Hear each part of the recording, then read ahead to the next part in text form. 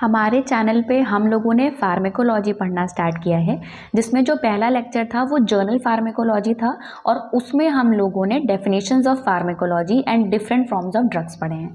उससे पहले मैं आपको बता दूं, अगर आप हमारे चैनल पे नए हैं और अभी तक आपने इसे सब्सक्राइब नहीं किया है तो सब्सक्राइब करिए एंड अगली कोई भी नई वीडियोज़ के नोटिफिकेशंस को पाने के लिए बेल आइकन को प्रेस करिए। तो चलिए आज हमारा लेक्चर हम स्टार्ट करते हैं। आज हम पढ़ेंगे रूट्स ऑफ ड्रग एडमिनिस्ट्रेशन। मतलब इसका ये होता है कि आप कौन सा रूट लेते हो अपनी बॉडी में जिसके थ्रू आप ड्रग इंट्रोड्यूस कर रहे हैं, ठीक है। तो ये जो है कुछ फैक्टर्स पर डिपेंड करते हैं जो कि drug and patient related factor होता है। ड्रग मतलब ये होता है कि जो ड्रग है आप वो दे रहे हो, लेकिन किसे दे रहे हो वो पेशेंट है, ठीक है। तो क्या दे रहे हो एंड किसे दे रहे हो, मतलब आप ड्रग दे रहे हो और आप किसे दे रहे हो, पेशेंट को दे रहे हो, ये इन दो फैक्टर्स पर डिपेंड करता है। तो इसके अंदर आपका आता है जो कैरेक्टरिस्टिक ऑफ ड्रग है, ठीक है। इमरजेंसी यूज आता है, ठीक है। आप किस कंडीशन में पेशेंट की यूज कर रहे हैं, मतलब वो अनकॉन्शियस है, वॉमिटिंग है कि उसको डायरिया है। एज क्या है पेशेंट का, एसोसिएटिव डिसीजेस क्या है, मतलब किस चीज के लिए यूज कर रहे हैं ना, कौन सी डिसीज के लिए यूज कर रहे हैं। एंड पेशेंट का और डॉक्टर का चॉइस, मतलब जो पेशेंट है वो किस फॉर्म में लेना चाह रहा है आपका मेडिसिन, ठीक है। और जो आपका पेशेंट, जो डॉक्टर हैं आपके, वो किस फॉर्म में इंट्रोड्यूस कराना चाह रहे हैं, ठीक है। तो ये दो तरीके का हम पढ़ते हैं। इसमें होता है लोकल एंड सिस्टमिक। लोकल में कोई अंदर क्लासिफिकेशन नहीं है, थोड़ा सा है, वो भी आप नीचे देख लेंगे। बाकी सिस्टमिक में क्या होता है, दो तरीके के होते हैं, एक इंटरल होता है एंड एक पार इंटरल होता है। इंटरल का आप जो शॉर्ट फॉर्म है याद करने के लिए आप निमोनिक्स बना सकते हैं कि ORS, मतलब ओरल होता है, सबलिंगुअल होता है एंड रेक्टल होता है। पार इंटरल में आपका इंजेक्शंस आते हैं, इनहेलेशंस आते हैं, ट्रांसडर्मल आते हैं, ठीक है। इनकी डिटेलिंग अभी हम नीचे पढ़ने जा रहे हैं। तो हमारा लोकल है। लोकल का सिंपल डेफिनेशन इतना है कि ये एक ऐसा मोड ऑफ एडमिनिस्ट्रेशन होता है जहां पे आप अपनी चॉइस के हिसाब से ड्रग का एक्शन करा सकते हैं, जिसमें से आपका आता है पहला ट्रॉपिकल। ट्रॉपिकल का मतलब समझ जाइए कि आपके ऊपर सुपरफिशियली हो गया, माउथ का म्यूकोजा हो गया, एंड सुपरफिशियली आप जहां भी लगाना चाहते हैं वो आपका ट्रॉपिकल में आता है, जिसमें आपका आता है ओरल कैविटी। इसका एक एग्जाम्पल होता है कैंडिडियासिस, जिसमें आप क्लोट्रिमाजोल यूज कर रहे होते हैं, ठीक है। ये आप और एक चीज और होती है, एक ऑइंटमेंट आप यूज करते हैं जिसको लिग्नोकेन हाइड्रोक्लोराइड बोलते हैं, ठीक है। फिर आपका GIT ट्रैक के लिए बोला गया है कि आप यहाँ नियोमाइसिन यूज करते हैं। क्यों? क्योंकि अगर किसी की सर्जरी होनी होती है ना, तो वहां पे गट को क्या करना है, स्टरलाइज करना होता है। उसके लिए पे आप जो है नियोमाइसिन यूज कर रहे हैं।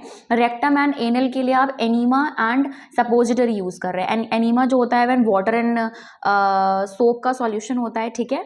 और जो आपका सपोजिटरी है, कल याद करिए आपने फॉर्म ऑफ ड्रग में पढ़ा था कि सॉलिड के अंदर सपोजिटरी आती है जो कि आप रेक्टम में इंसर्ट कराते हो। फिर आई, ईयर एंड नोज में आप ड्रॉप यूज कर रहे हैं जिसको आप जेंटामाइसिन यूज कर रहे हैं। ब्रोंकाई के लिए आप सालब्यूटामॉल यूज कर रहे हैं, ठीक है, जो कि क्रोनिक ऑब्स्ट्रक्टिव पल्मोनरी के लिए यूज कर रहे हैं या फिर आप अस्थमा के लिए यूज करते हैं। वजाइना में टैबलेट, क्रीम, पेसरेज यूज कर रहे हैं। यूरिथ्रा में लिग्नोकेन। और स्किन के लिए आप क्रीम, ऑइंटमेंट, पाउडर्स, ये सब यूज कर रहे हैं। यहाँ पे भी आप क्लोट्रिमाजोल यूज कर रहे हैं, ठीक है। एक फॉर्म हो गया लोकल के लिए जो आपका ट्रॉपिकल है। दूसरा आता है आपका इंट्रा आर्टीरियल होता है। इसका मतलब क्या होता है कि आर्टरीज के अंदर आप डाल रहे होते हैं, ठीक है। यहाँ पे क्या होता है, ये बहुत रेयरली इंप्लॉयड है, ये देखिए ये बहुत रेयरली इंप्लॉयड है। और ये क्यों करते हैं, ये डायग्नोस्टिक स्टडी के लिए है, जैसे कोरोनरी एंजियोग्राफी के लिए यूज कर रहे हैं या फिर एंटी कैंसरस ड्रग के लिए होता है। एग्जाम्पल ये है कि जो मेलिग्नेंसी होती है लिम्स में, ठीक है, उसको ट्रीट करने के लिए जो आपका रूट चूज करते हैं ना, वो इंट्रा आर्टीरियल रूट होता है। फिर आपका आता है डीप टिश्यूज में, ये इंजेक्शंस के थ्रू एडमिनिस्टर किए जाते हैं। यहाँ पे ट्राई अमीनोलोन यूज करते हैं जो कि आपका जॉइंट स्पेस में डायरेक्टली यूज किया जा रहा है। और ये कहाँ यूज कर रहे हैं आप, ये रूमेटॉइड अर्थराइटिस में। ये आपके लोकल खत्म हो गए। अब आप सिस्टमिक पढ़ने जा रहे हैं, ठीक है, जिसमें आपने ये देखा कि drug administered by this route enters the blood and produce systemic effect. तो वो डायरेक्ट आपने ट्रॉपिकल एप्लीकेशंस किए थे लोकली। लेकिन सिस्टमिक में क्या होता है ना कि ये आप ब्लड में इंट्रोड्यूस करते हैं एंड आप जो सिस्टमिक इफेक्ट दे रहे होते हैं, सिस्टमिक इफेक्ट मतलब जो सिस्टम्स में आप दे रहे हैं ना, जैसे आपका सीवियस सिस्टम है, आपका रेस्पिरेटरी सिस्टम्स है, नर्वस सिस्टम है, आप जिसमें जो देना चाह रहे हैं इन सिस्टम्स में, उसमें आप सिस्टमिक रूट फॉलो करते हैं। तो इसमें सबसे पहला आपका इंटरल है, आप उसमें देखिए ORS। हम लोगों ने अभी निमोनिक्स पढ़ा था कि ओरल, रेक्टल एंड सबलिंगुअल है। ओरल में जो है ये most common and acceptable route है ड्रग एडमिनिस्ट्रेशन के लिए। यहाँ पे आप tablet, capsule, powder, syrup, tinctures, mixture, suspension, ये सारी चीजें यूज करते हैं। जैसे आपने पैरासीटामोल फीवर के लिए दिया, ओमेप्राजोल जो है वो पेप्टिक अल्सर के लिए दे रहे हैं, ठीक है। Tablets are coated and uncoated, tablet coated and uncoated दोनों हो सकती है, ठीक है। च्यूएबल भी होती हैं जिसमें एल्बेंडाजोल है, डिस्पर्सिबल एस्प्रिन है जो माउथ में डिजोल्व होती है, वो ऑन्डेमस्टेरॉन होती है, एंड कुछ रिलीज फॉर्म्स भी हैं इसके, ठीक है। कैप्सूल्स जो है वो शॉर्ट मतलब सॉफ्ट एंड हार्ड शेल के हो सकते हैं। अब यहाँ से आप ये देखेंगे ना कि जो भी आप रूट पढ़ेंगे सबका आप एडवांटेजेस एंड डिसएडवांटेजेस पढ़ेंगे। तो एडवांटेजेस में जो ओरल वाले होते हैं ये सेफर, चीपर एंड पेनलेस होते हैं। क्यों भाई, टैबलेट ली सीधे खा ली, तो चीपर भी है, मतलब अब आप टैबलेट्स देखोगे ना तो पैरासीटामोल का एक पत्ता लीजिए आप एंड उसका इंजेक्शन लीजिए, ठीक है, तो दोनों में अंतर है। तो सिंपल इतना ये है कि या फिर आईवी लीजिए। तो इसमें सिंपल इतना है ये आपकी जो ये सेफर है, चीपर है एंड पेनलेस होता है। बहुत कॉमन सी बात है, क्यों ही पेन होगा, ना प्रिक कर रहे हैं ना कुछ है, सीधे इंजेस्ट करना है। फिर कन्वीनियंट होता है रिपीटेड यूज के लिए and can be self administered. भाई अगर आपको टैबलेट लेना है तो आप यूजुअली खुद ही खा सकते हैं, और रिपीटेड यूज करने के लिए भी आपको सेल्फ एडमिनिस्ट्रेशन है ना, तो कोई प्रॉब्लम नहीं है। डिसएडवांटेजेस भी होते हैं, इट इज नॉट सुटेबल होता है, आप किन में नहीं दे सकते हैं। तो बोल रहे हैं अनपालेटेबल एंड हाईली इरिटेटेड, जो अनपैलेटेबल होती है मतलब जिनका टेस्ट बहुत खराब होता है, अगर ऐसी दवा है तो आप उसको ओरल नहीं दे सकते, पहली चीज। दूसरी, ये इरिटेंट होती हैं, जैसे मान लीजिए जो गवर्नमेंट सप्लाई होता है ना पीसीएम का, वो आप जैसे ही मुंह में रखेंगे आपके तुरंत टंग पे डिजोल्व होना चालू हो जाएगी, तो वहां पे वो अनपैलेटेबल होती है एंड थोड़ी इरिटेंट होती है। तो अगर ऐसी ड्रग्स हैं तो वो ओरल के लिए ठीक नहीं है। अनएब्जॉर्बेबल ड्रग्स जो होती हैं जैसे अमीनो ग्लाइकोसाइड्स, ये आप नहीं ले सकते हैं ओरली। ड्रग्स जो कि डाइजेस्टिव जूसेस से डिस्ट्रॉय हो जाती हैं, क्योंकि देखिए अब आपने क्या किया, ली ड्रग तो कॉमन सी बात है वो स्टमक में जाएगी, उसके बाद वो कहीं ना कहीं पूरी एब्जॉर्ब होकर अपने बॉडी में काम करेगी। तो अगर वो ड्रग जो डाइजेस्टिव जूसेस से डिजोल्व हो जा रही है तो कॉमन सी बात है ना, आप उसको ओरली नहीं लेंगे। फिर उसके बाद ड्रग्स जो एक्सटेंसिव फर्स्ट पाथ मेटाबॉलिज्म जो है वो एक्सटेंसिव, उसका फर्स्ट पाथ एक्सटेंसिव बोले तो कि अगर आपने लिया एंड फर्स्ट पास मेटाबॉलिज्म जो कर रही है आपकी बॉडी में वो जल्दी से गो थ्रू कर गई, फर्स्ट पास मेटाबॉलिज्म ना कर पाई, ये हम लोग आगे पढ़ेंगे, अभी इसके लिए बिल्कुल फिक्र मत करिएगा। बस फर्स्ट पास मेटाबॉलिज्म बस इतना है कि वो बॉडी जो क्या कर रही है, ड्रग को लेते ही तुरंत उसका मेटाबोलाइज कर जा रही है, तो इस प्रोसेस को फर्स्ट पास मेटाबॉलिज्म बोलते हैं। कुछ ड्रग्स ऐसी होती हैं जो जल्दी डिजोल्व, जल्दी मेटाबोलाइज नहीं होती हैं, तो वो ड्रग्स जो बहुत जल्दी मेटाबोलाइज हो जा रही हैं आप वो मुंह से नहीं ले सकते हैं, ठीक है, ओरली नहीं ले सकते। अनकॉन्शियस पेशेंट में कॉमन सी बात है, आप कैसे दोगे ओरली। अनकोऑपरेटिव और अनरिलायबल पेशेंट्स में, patients with severe vomiting and diarrhoea, वो पेशेंट जिसमें वॉमिटिंग एंड डायरिया हो रहा है आप उन्हें नहीं दे पाएंगे, क्योंकि खुद ही वो वॉमिट कर रहा है, ओरली लेने में नहीं है सक्षम वो। फिर उसके बाद emergency as onset the action of, अगर मान लीजिए आपको कोई चीज का मतलब किसी भी ड्रग का एक्शन बहुत जल्दी चाहिए, ठीक है, विद इन अ मिनट या विद इन अ मिनट ही चाहिए, तो आप ओरली नहीं दे सकते, ठीक है। आप स्लंग लिंगुअल, क्योंकि हम लोग क्या कर रहे हैं, ओआरएस पढ़ते हैं हम, ठीक है, तो हमने ओरल पढ़ लिया, अब हम सब लिंगुअल पढ़ने जा रहे हैं। तो प्रिपरेशन जो है इसको टंग के नीचे रखा जाता है, हमें पता है, ये बकल कैविटी से डायरेक्टली एब्जॉर्ब हो जा रहा है, ठीक है, और डायरेक्टली एब्जॉर्ब होने के बाद कहाँ जाता है, सर्कुलेशन में जाता है। इसका एग्जाम्पल जो है वो आपका नाइट्रोग्लिसरीन है एंड, ठीक है, और नाइट्रोग्लिसरीन आप कहाँ देते हो, जो एक्यूट एंजिनल अटैक में वहां दे सकते हो, एंड ब्यूप्री नॉर्फिन, ये भी है आपका एक एग्जाम्पल। तो एडवांटेजेस क्या है, क्विक ऑनसेट जो होता है ये होता है, एक्शन जो है terminated bye spitting out of the tablet, भाई क्विक एक्शन है क्योंकि अभी आपने इसकी प्रॉपर्टी देखा कि बकल कैविटी में तुरंत डिजोल्व हो रहा है। अगर आपको उसका एक्शन टर्मिनेट करना है तो आप सीधे स्पिट आउट कर दीजिए, bypass the first part metabolism, first part metabolism को ये बाईपास कर जाता है ना, मतलब नहीं, फर्स्ट पास मेटाबॉलिज्म इसमें नहीं होता। फिर क्या है, सेल्फ एडमिनिस्ट्रेशन पॉसिबल है, ठीक है, बिल्कुल सबलिंगुअल ही रखना है। डिसएडवांटेजेस ये होता है कि ये इरिटेंट होती हैं एंड लिपिड इनसॉल्युबल ड्रग्स होती हैं, ठीक है, एंड ड्रग्स जो है इनका बैड टेस्ट होता है। लिपिड इनसॉल्युबल का मतलब ये होता है कि आपको सबको पता है हमारी पूरी बॉडी में सेल्स है, ठीक है, सेल्स का जो प्लाज्मा मेम्ब्रेन होता है वो प्रोटियोलिपिड होता है, मतलब प्रोटीन से या लिपिड से मिलकर बनता है।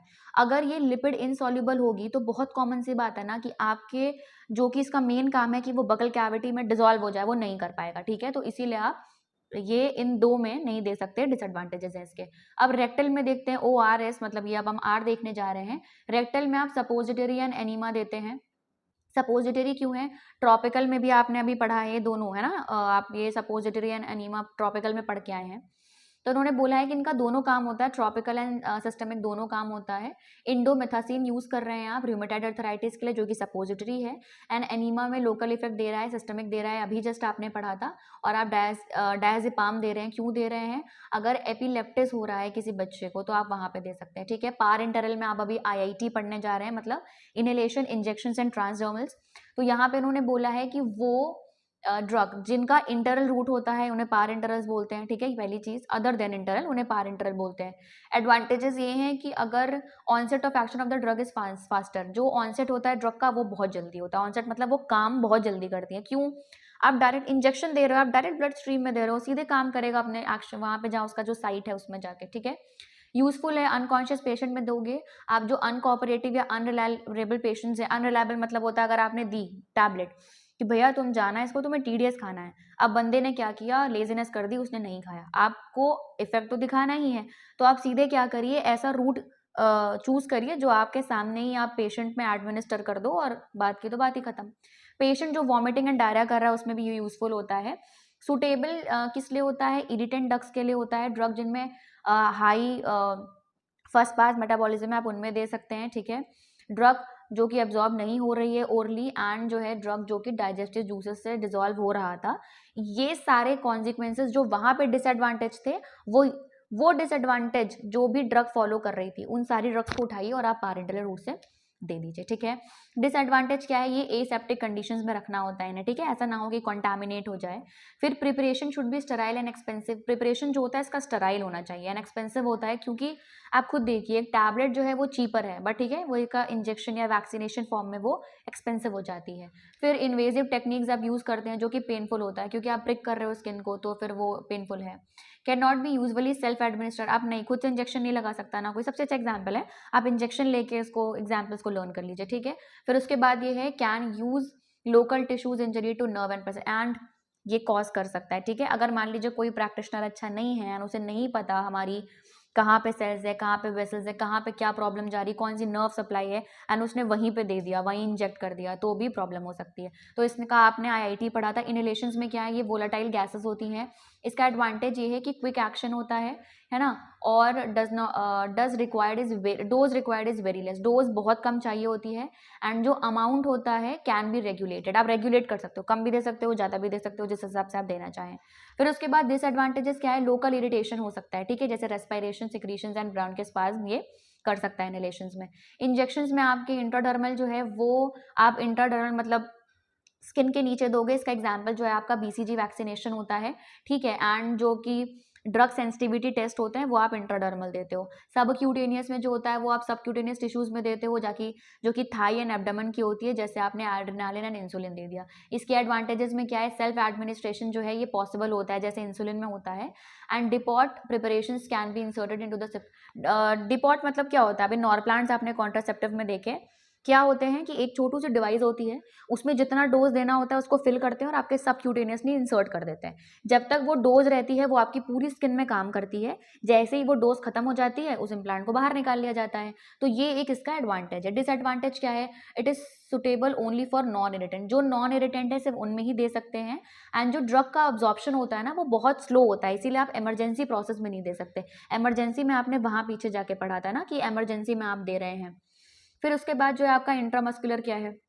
इंट्रामस्कुलर आपका आईएम देते हैं, वहाँ पे डेल्टॉइड जो है वो ग्लूटिलस मैक्सिमस है, वास्टस लेटरालिस है, ये कुछ मसल्स हैं जहाँ पे आप इंट्रामस्कुलर दे सकते हैं। एग्जाम्पल क्या है आपका? पैरासीटामोल एंड डाइक्लोफिनाक है, ये आप दे सकते हैं इंट्रामस्कुलर, और 5 to 10 ml दे सकते हैं आप एक टाइम में। एडवांटेजेस क्या है? एब्जॉर्प्शन जो है ये बहुत रैपिड होता है, ठीक है, ओरल रूट, क्योंकि बहुत कॉमन सी बात है, इंट्रामस्कुलर आप दे रहे हैं, वहीं पे सारी वेन्स मसल्स सब कुछ है, वहीं पे सारा सप्लाई है, तो वो जल्दी डिसॉल्व कर जाएगी, जल्दी डिफ्यूज कर जाएगी, एंड ओरल वाली टाइम लगाएगी, बस ये है।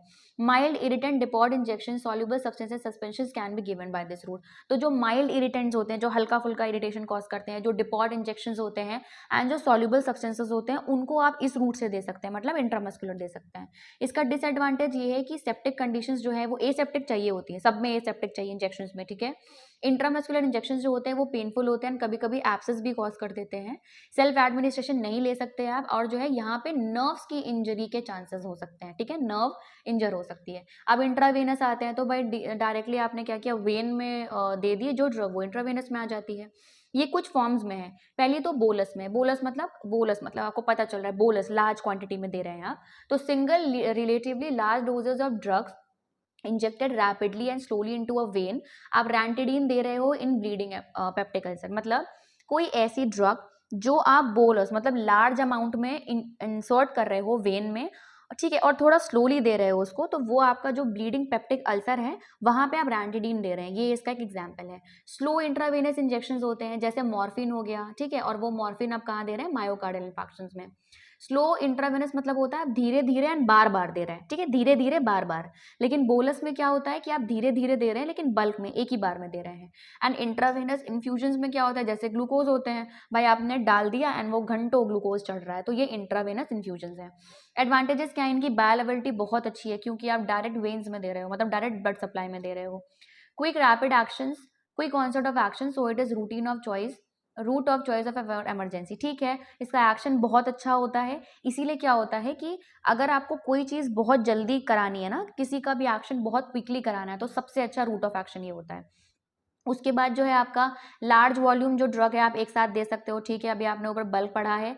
हाईली इरिटेंट ड्रग जैसे एंटी कैंसरस होती है, वो यहीं पे दे दी जाती है क्योंकि वो डायरेक्टली ब्लड में डिजोल्व हो जाती है, ठीक है। हाइपरटोनिक सॉल्यूशंस जो होते हैं, जो कि इन्फ्यूज होते हैं बाय इंट्रावेनस रूट, वो 200 मैनेटोल आप दे सकते हैं। ना आपका आईवी इन्फ्यूजन जो होता है, a constant plasma level of the drug can be maintain. तो आईवी इन्फ्यूजन से क्या होता है, जो आपका प्लाज्मा लेवल होता है ना, कि भाई इतना ब्लड है, इतना प्लाज्मा, इतनी सारी चीज़ होनी चाहिए, तो ये आपका जो इंट्रावेनस है उससे मेंटेन रहता है। फिर उसके आपके डिसएडवांटेजेस क्या है कि भाई लोकल इरिटेशन एंड फ्लीबिटिस। फ्लीबिटिस मतलब होता है जो वेन की वॉल्स होती है उनमें इन्फ्लामेशन हो जाता है, ये लिखिए, यहाँ पे लिखा है। सेल्फ एडमिनिस्ट्रेशन जो है वो यूजुअली पॉसिबल नहीं है, भाई इंट्रावेनस को कोई कैसे लगा लेगा, खुद नहीं लगाएगा ना। फिर स्ट्रिक्ट जो है एसेप्टिक कंडीशंस चाहिए होते हैं। एक्स्ट्रावेकेशंस ऑफ सम ब्लड, कभी कभी क्या होता है कि आपने दिया तो मतलब आपने वेसल्स में दिया है, लेकिन क्या होता है कि वहाँ एक्स्ट्रा वेकेशंस हो जाता है, मतलब वेसल्स की वॉल से बाहर निकल जाती है ड्रग, ठीक है, ये हो गया।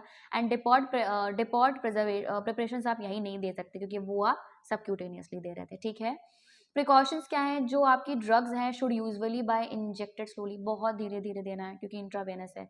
आप ग्लूकोज में ये सबसे अच्छा एग्जाम्पल पढ़ सकते हैं। And before injecting make sure that the tip of the needle is in the when. आप सबसे अच्छा एग्जाम्पल जो बिफोर इंजेक्टिंग वाला है ना, कि आप वेन्स में डाल रहे हैं, तो ये मेक श्योर करिए कि जो नीडल है वो वेन में होनी चाहिए। सबसे अच्छा एग्जाम्पल ये है कि जब आप देखते हैं किसी को वीगो लग रहा होता है, तो जब वो वीगो में डालते हैं, पहले वेन्स को प्रोट्यूड करते हैं, उसके बाद जब वो डालते हैं तो उसके बाद तुरंत आ जाता है ब्लड, तो मतलब वेन में है। या फिर अगर कोई इंट्रावेनस इंजेक्ट करा रहा है तो वो वेन में डालता है, जो जब भी आप देखे होंगे किसी को, उसके बाद वो लोग थोड़ा सा पुश करते हैं पीछे इंजेक्शन को, तो क्या होता है उसमें ब्लड तुरंत आता है। ब्लड तुरंत आता है उसका मतलब ये होता है कि वो वेन में ही गया है। तो वो लोग यही देख रहे होते हैं, मेक श्योर कर रहे होते हैं कि हाँ वेन में गया ही है कि नहीं गया है, नीडल का जो फ्रंट पॉइंट है। इसके बाद आपकी इंट्राथीकल रूट होती है।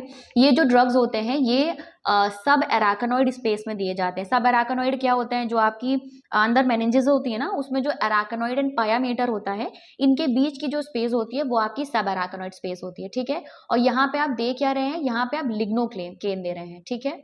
उसके बाद जो है फिर और एक और है, आप एंटीबायोटिक दे रहे हैं, एम्फोटेरिसिन बी। फिर उसके बाद आपका आता है ट्रांसडर्मल रूट। अब आपने आई मतलब इनहेलेशन देखा, इंजेक्शंस में आपने ये सारे पार्ट्स देखे थे, कौन से देखे थे आपने, इंट्राडर्मल देखा, सबक्यूटेनियस देखा, इंट्रामस्कुलर देखा, और इंट्रावेनस देखा, और इंट्राथीकल देखा। अब आपका आ रहा है ट्रांसडर्मल, तो ये क्या है, the drug is administered in the form of a patch or ointment that delivers the drug into the circulation for systemic effects, ठीक है। एंड इसका जो एग्जाम्पल है आपका वो नाइट्रोग्लाइसरीन है। पैच या ऑइंटमेंट आप यूज कर रहे हैं प्रोफाइलेक्सिस ऑफ एंजिना के लिए, स्ट्रीजन का पैच करते हैं, ठीक है, सबसे अच्छी बात।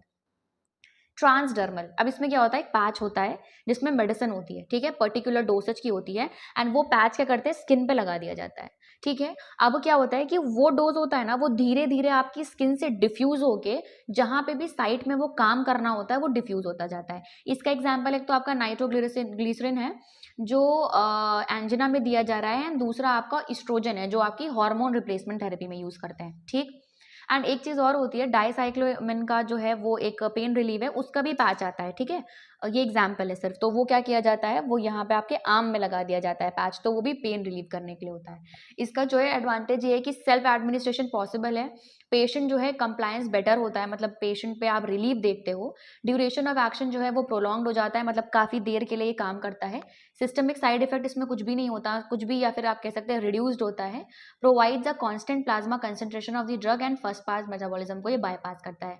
इसके एडवांटेजेस क्या होते हैं, डिसएडवांटेजेस जो होते हैं वो एक्सपेंसिव है, बहुत एक्सपेंसिव पैचेस होते हैं। लोकल इरिटेशन जो होता है वो हो सकता है, जिसकी वजह से आपको डर्मेटाइटिस एंड इचिंग हो जाएगी एंड पैच जो है मे फॉल ऑफ अननोटिस। कभी कभी ऐसा होता है कि भाई सही से पैच नहीं चिपका तो वो गिर जाएगा एंड पता भी नहीं चलेगा। अब देखिए स्पेशल ड्रग्स डिलीवरी सिस्टम है। वैसे तो अगर आपका रूट ऑफ ड्रग पूछ रहा है ना, रूट ऑफ ड्रग एडमिनिस्ट्रेशन, अभी आपने जितना पढ़ा इंटरल और पार इंटरल में जितना पढ़ते आ रहे हैं वो बेस्ट है, कोई दिक्कत नहीं, आप उतना ही पढ़िए। बट अगर आपको एक्स्ट्रा पढ़ना है तो देखिए यहाँ पे एक है आपका ऑक्यूसर्ट, ठीक है, प्रोजेस्टासर्ट है, लाइपोसोमल है, मोनोक्लोनल एंटीबॉडीज है, ड्रग एल्यूटिंग सेंस टेंस है एंड कंप्यूटराइज मिनिएचर पम्प्स हैं। तो ये आपके स्पेशल डिलीवरी सिस्टम है। वैसे ये इंपॉर्टेंट नहीं है, अगर रूट ऑफ ड्रग एडमिनिस्ट्रेशन पूछना होता है तो एग्जामिनर सिर्फ फोकस करता है कि आप लोकल सिस्टमिक में इंटरल एंड पार इंटरल बता पा रहे हैं कि नहीं बता पा रहे हैं। So it's all about today's video, और इसको अच्छे से पढ़िए। पिछला वाला लेक्चर आई एम होपिंग कि आपने उसको अच्छे से याद किया होगा। ये भी याद करिए क्योंकि ये वाला जो हमने आज टॉपिक पढ़ा है ना, रूट्स ऑफ ड्रग एडमिनिस्ट्रेशन, ये बहुत इंपॉर्टेंट है। एंड अपने फ्रेंड्स के साथ शेयर करिए, ठीक है, ताकि उनको भी हेल्प हो सके। और अपना ध्यान रखिए। आज के लिए